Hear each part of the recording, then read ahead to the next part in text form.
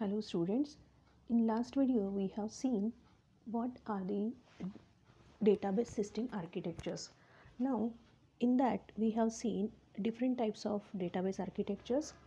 In that we have seen parallel database system architecture, distributed system architecture, then centralized system architecture. So in this video we will see first centralized database system. As the name suggests, we have the database which is located at central place.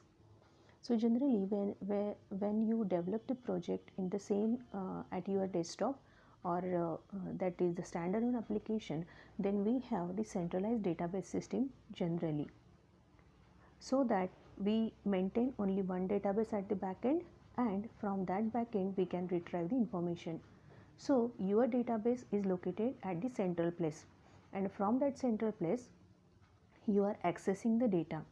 But there are some disadvantages of this centralized database system. What are the disadvantages? As the database is located at central space, then if that particular database is corrupted, then you cannot get the information from that central database. So that is one of the drawback of centralized database system, because all the clients or all the modules or functions are connected to that central database. So if that particular database get corrupted, you cannot get the required information.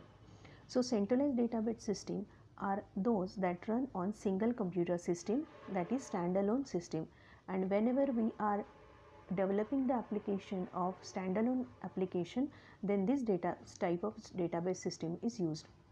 Such database systems span a range from single user database system running on mobile devices or personal computer to high performance database running on server with multiple CPU core and disk and a large amount of memory that can be accessed by any of the CPU cores.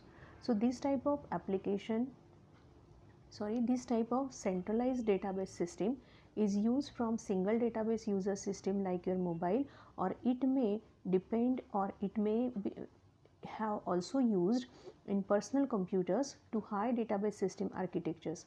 But here the multiple server with multiple CPU cores and multiple disks and a large amount of memory is also used, because we have the database at centralized place. And if we want to develop the high performance application, then obviously our database should be strong, and to make it strong we have some high performance CPU core or high performance database system with some good recovery techniques also. Centralized database systems are widely used for enterprise scale applications. So these type of applications if we have, then we will use centralized database system. Thanks for listening.